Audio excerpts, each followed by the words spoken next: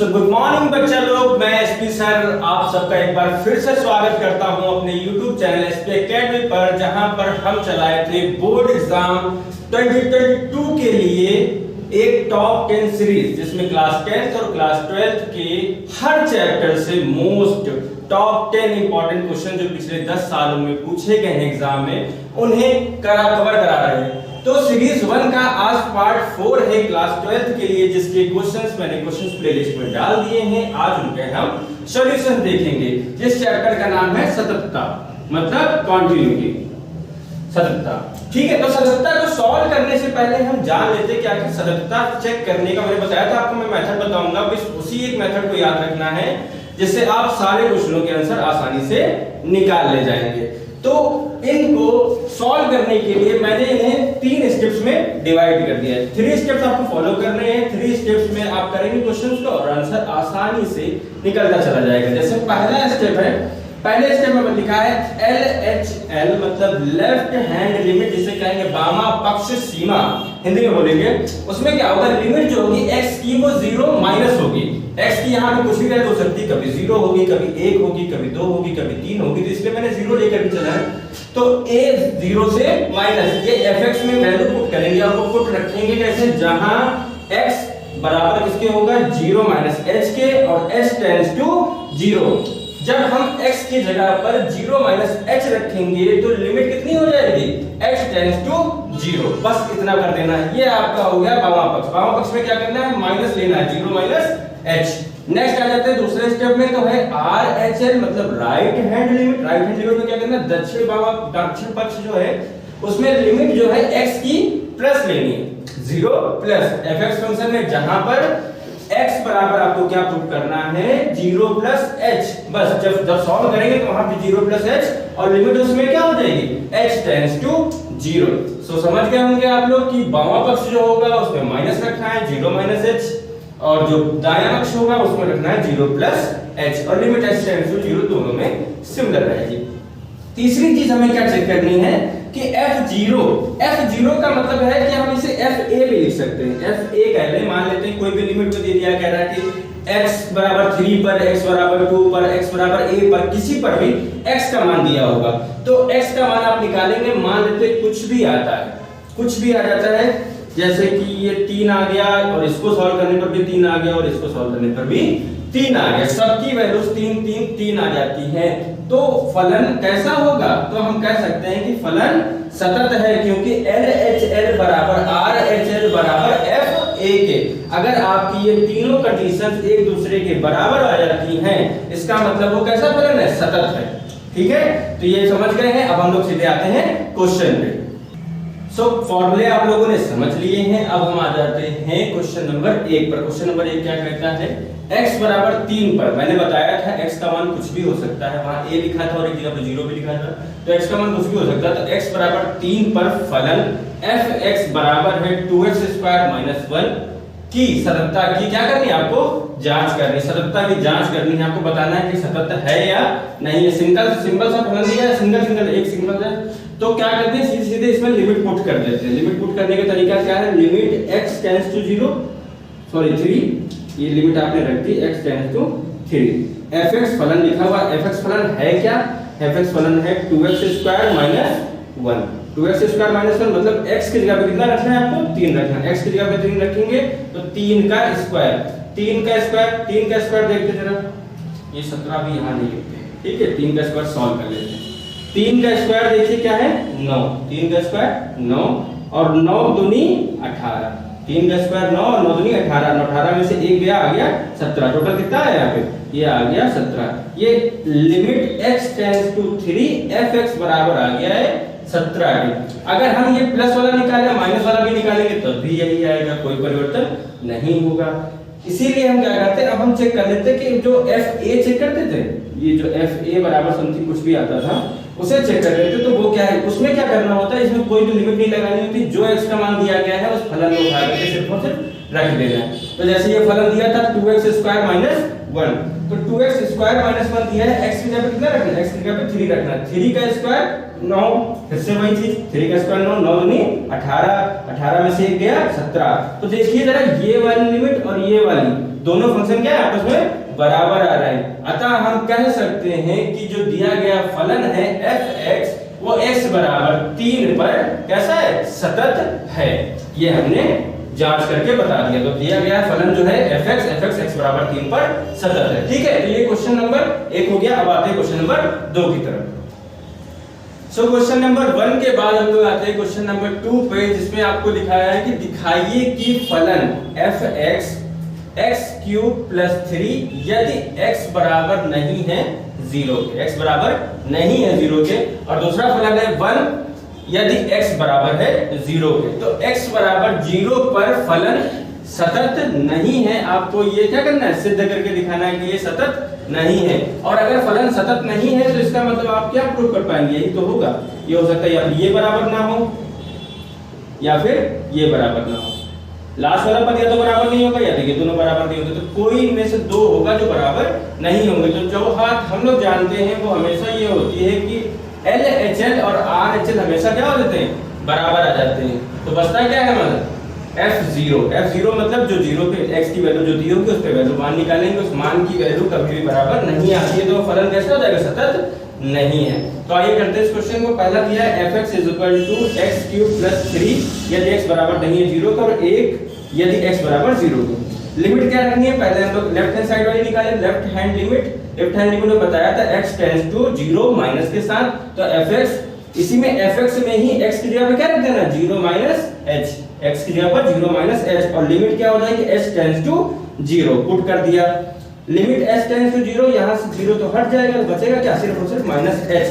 अब x की जगह पर आपका क्या आ गया, माइनस का h। इसका मतलब जो आपका फलन दिया गया था x क्यूब प्लस 3, उसके में जहां जहां पे x है उसकी जगह पे हमें क्या रखना है, माइनस का h। तो जहां पे x है वहां पे माइनस का h रख देते हैं। ये माइनस h का क्यूब लगा दिया, माइनस h का क्यूब निकालेंगे तो क्यूब ही आएगा। लेकिन यहाँ पे h की लिमिट कितनी दी गई है, 0।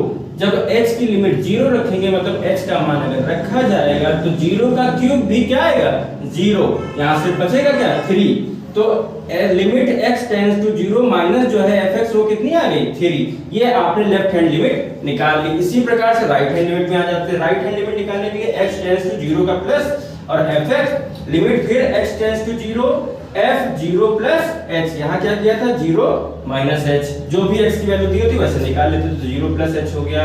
यहाँ से 0 हट जाएगा, बचेगा क्या, h। अब जहाँ जहाँ पे x है वहां पे h रखना है सिर्फ यहाँ, और यहाँ क्या रखा था, माइनस का h।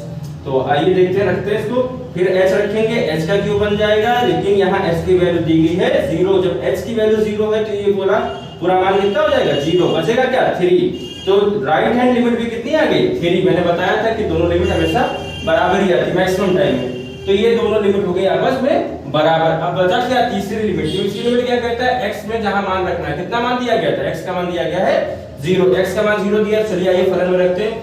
अच्छा एक बात और कहेंगे, ये कहेंगे कि आप लोग इसमें क्यों नहीं लगा रहे सर इसलिए नहीं लगा रहे हैं क्योंकि इसमें x दिया ही नहीं गया है। जब ये x का फंक्शन ही नहीं है तो इसमें हम कैसे निकाल सकते हैं, ठीक है। ये x किसमें बराबर है, ये बराबर है सिर्फ और सिर्फ 0, x जब 0 के होगा, जब x बराबर होगा 0 के, जब x बराबर होगा 0 के तो मतलब fx0, x की जगह कितना रखते हैं, 0, fx की जगह 0 रखा तो ये फलन हो गया सीधे सीधे बराबर 1 के। उसका मान कितना आ गया, 1, जब x बराबर आपने रखा 0। तो लेफ्ट हैंड लिमिट और राइट हैंड लिमिट बराबर नहीं आई है 1 के, इसका मतलब f0 के बराबर नहीं है। तो अगर आप समीकरण मानना चाहें तो ये समीकरण नंबर 1, ये समीकरण नंबर 2 और ये समीकरण नंबर 3, तीनों देखिए तो इनकी और इनकी वैल्यू तो बराबर है, मतलब लेफ्ट हैंड और राइट हैंड तो बराबर है, लेकिन जो f0 है उसका मान बराबर नहीं है। अतः हम कह सकते हैं कि x बराबर 0 पर फलन fx सतत नहीं है।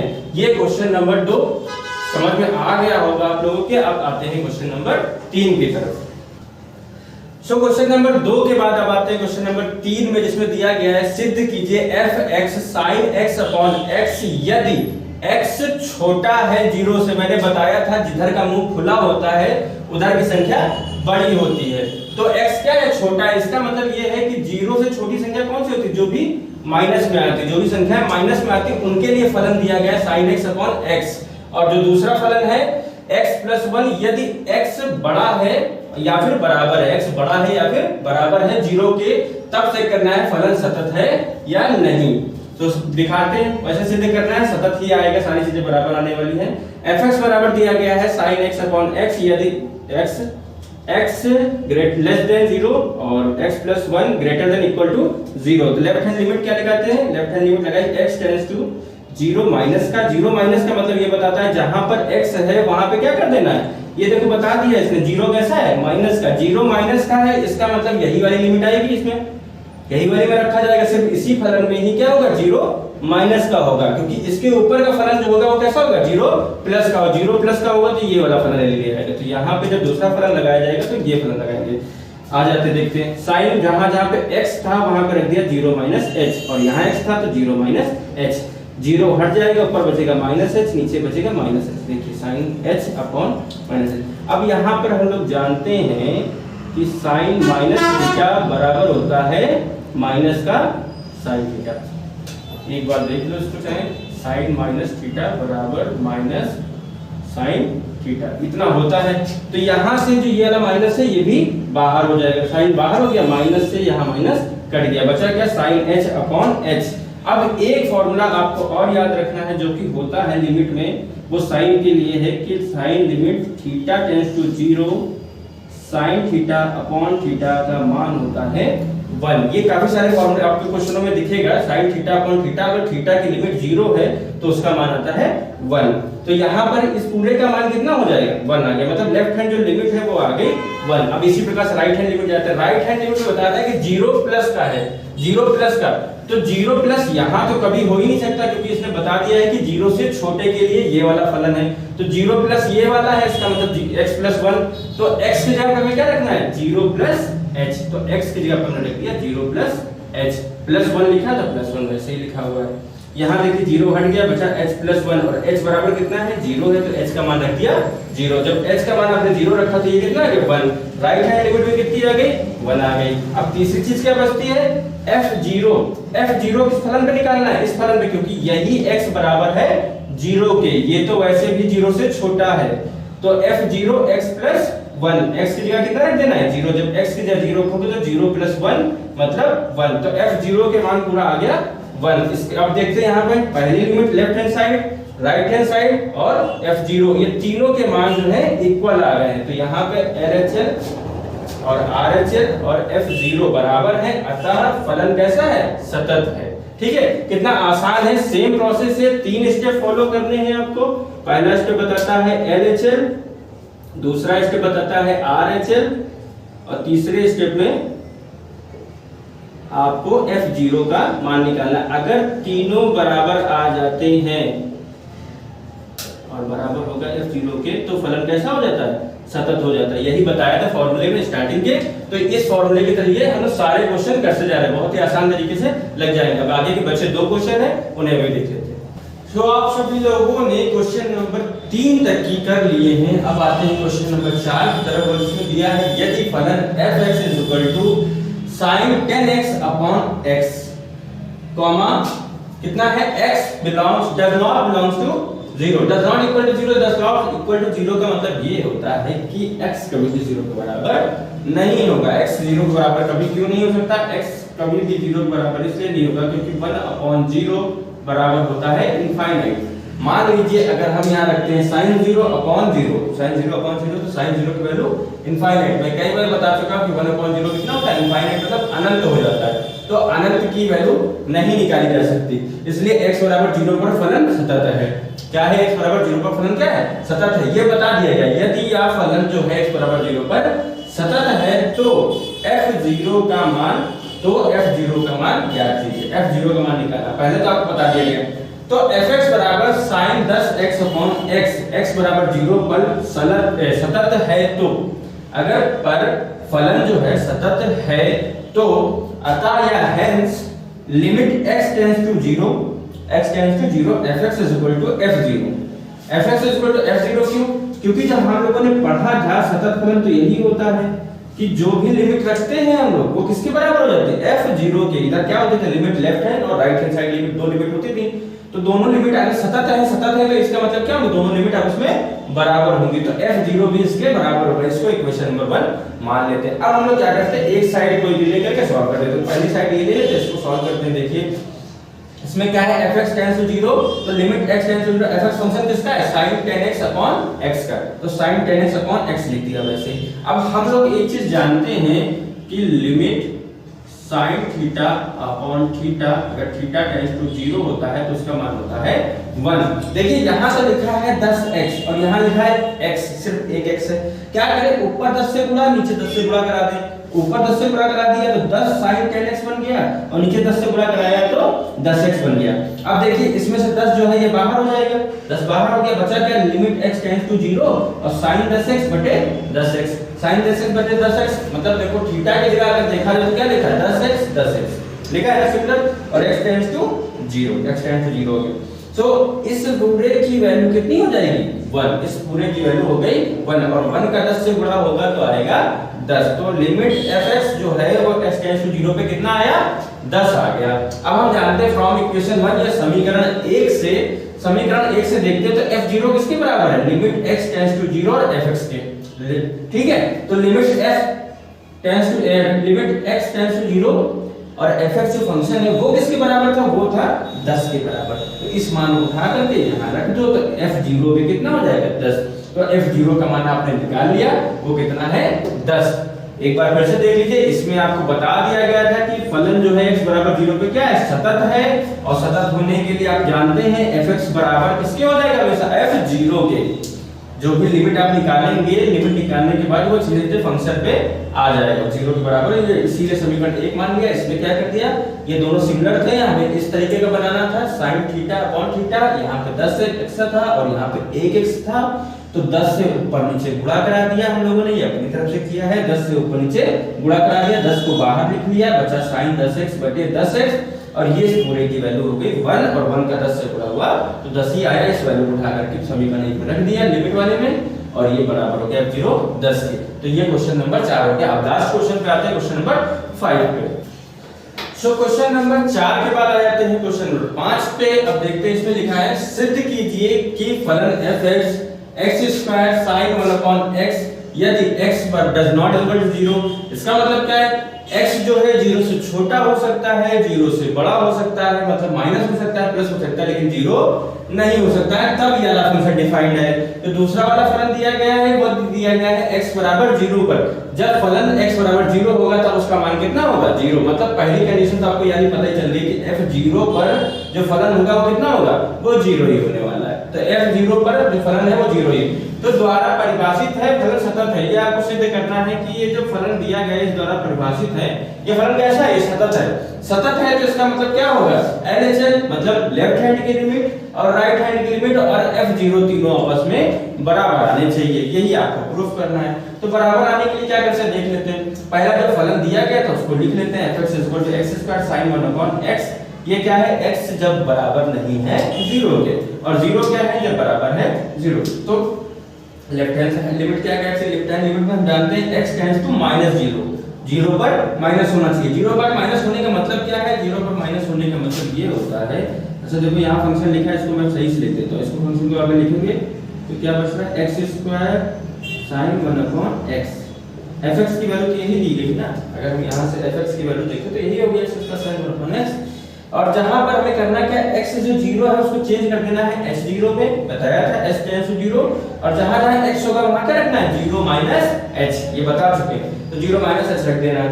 सो आ जाते हैं इसमें, देखते हैं x की जगह पर क्या रखेंगे, 0 - h, और x की जगह पर 0 - h, और यहां पे x टेंड्स टू 0 की जगह पर h टेंड्स टू 0 हो जाएगा।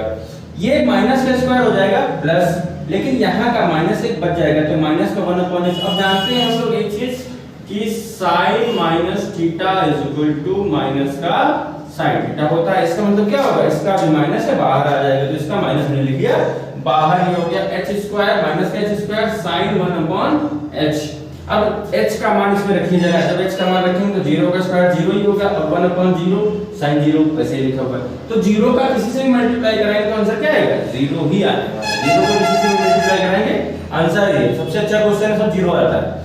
इसके बाद क्या राइट हैंड लिमिट क्या कहती है, limit x tends two plus का, जीरो जो है वो कैसा है प्लस का, जीरो है प्लस का, इसका मतलब क्या है, इसका मतलब ये होगा जो फलन है जहां पर वो x टेंड्स टू 0 प्लस और h tends to 0, x tends to को किसमें बदल देंगे, h टेंड्स टू में, और जहां जहां x होगा वहां रखेंगे 0 प्लस h, जहां जहां भी x होगा वहां रखेंगे 0 प्लस h। एक बार फिर से ध्यान दे दीजिए कि पहले जो लेफ्ट हैंड लिमिट होती है वहां मैंने ये बात बता रखी थी, आप तीनों स्टेप देखे जाके तो स्टेप में लिखा है जहां x होता है उसकी जगह पर h टेंड्स टू बना देते हैं, और जहां जहां पे x होता है x का मान क्या रख लेते हैं 0 माइनस h, ये लेफ्ट हैंड में करते हैं। और जो राइट हैंड होता है राइट हैंड में हम लोग 0 प्लस h रखते हैं, 0 प्लस h और h टेंड्स टू 0 तो हो ही जाता है।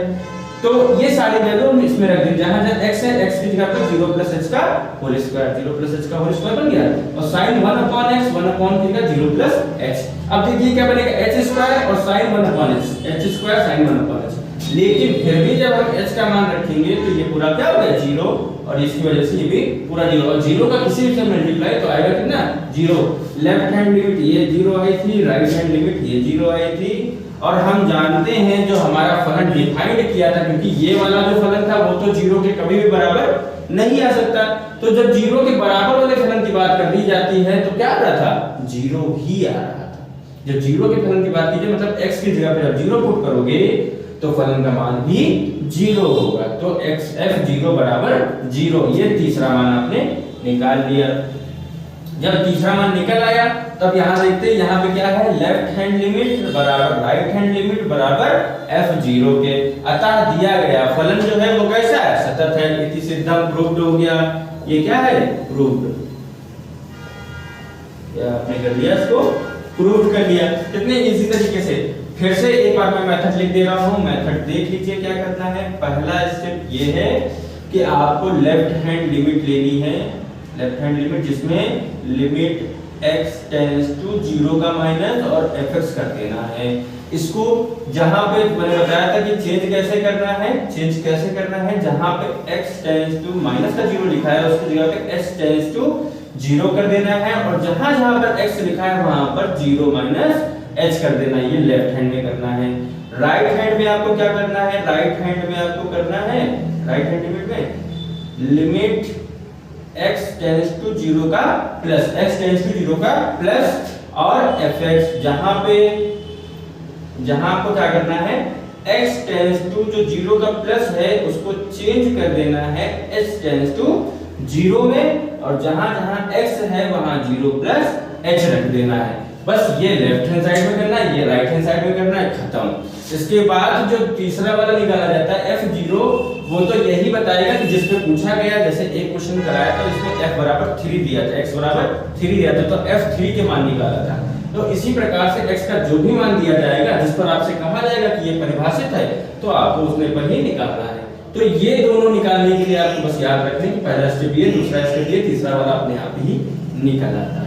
अगर तीनों बराबर है तो सतत है, अगर तीनों बराबर नहीं है तो असतत है। सिंपल सा कॉन्टिन्यूटी चेक करने का सबसे अच्छा तरीका था। कॉन्टिन्यूटी की ये टॉप 5 क्वेश्चन मैंने कराए हैं जो एग्जाम में रिपीटेड है। मेरे ख्याल से ये चैप्टर भी पूरा कंप्लीट हो गया इस चैप्टर से, सतत वाले से। इसके बाद अवकलन लेता है, अवकलन जिसको पढ़ेंगे हम लोग। लेकिन ये 5 क्वेश्चन जो हैं आप ये समझ लीजिए 7 नंबर आपको दिलाने के लिए सक्षम है।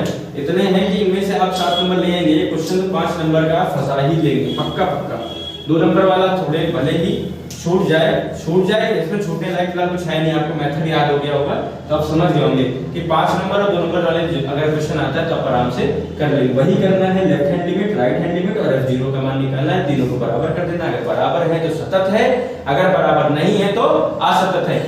तो अब ये समझ लीजिए कि सततता आपके हाथ में आ चुकी है और ये 7 नंबर आपके हाथ में है। बस इतना ध्यान रखिए, ठीक है। तो इसी प्रकार से वीडियो को देखते रहिए, लाइक करते रहिए और सब्सक्राइब करिए चैनल को मेरे। जितना ज्यादा हो सके लोगों तक पहुंचाइए। यूपी बोर्ड एग्जाम बहुत ही पास में है, जल्दी जल्दी पहुंचाइए, क्योंकि जैसे जैसे एग्जाम पास आते जाएंगे वैसे वैसे एसपी सर याद आते जाएंगे। जल्दी जल्दी करते जाइए और मिलते हैं हम लोग नेक्स्ट इसके बाद वीडियो में, जिसमें हम लेके आएंगे अवकल समीकरण या अवकलन से संबंधित जितने भी क्वेश्चन हैं उनको सॉल्व करेंगे। तब तक के लिए आज तक